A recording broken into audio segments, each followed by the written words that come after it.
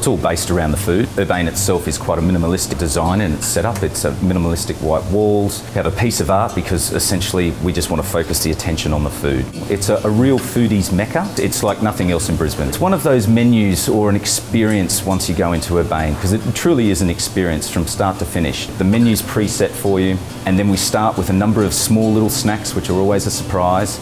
And then the food just rolls out after that. We don't have any set influence. It's not a French or a European restaurant. We just draw on what's seasonally fresh and available and best. We support a lot of local suppliers. Most of our produce comes from the Sunshine Coast in the hinterland there. We have a good relationship with predominantly organic farmer. Alejandro, our chef here, has worked for some of the better chefs around the world in his time.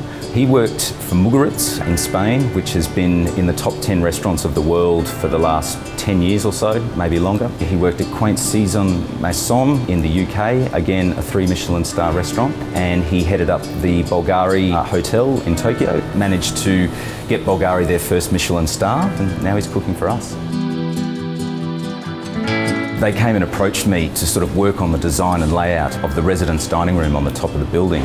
It makes a lot of sense. I applauded them for doing it, because it's one thing as a developer or an architect or anything like that to come in and create a beautiful space showcasing beautiful views, but unless there's a practical reason or there's a thought out process of why things are, why they're there, heights, lighting, kitchen equipment, kitchen layout, you can be stuck with a beautiful space, but it's just not a practical working space.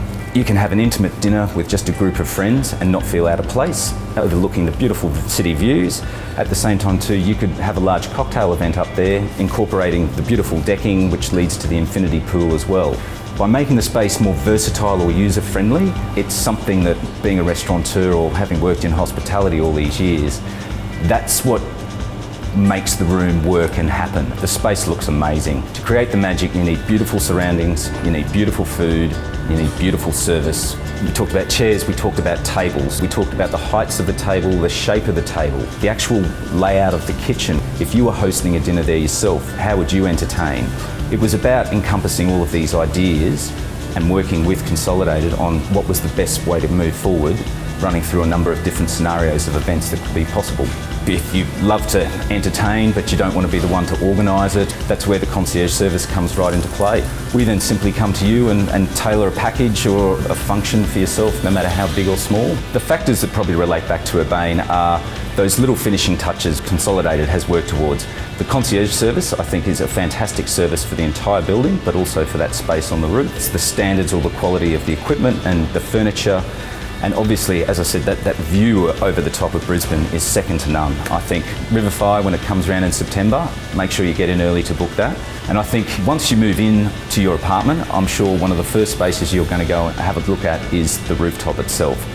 Trust me, it's an amazing space and it's there to be enjoyed.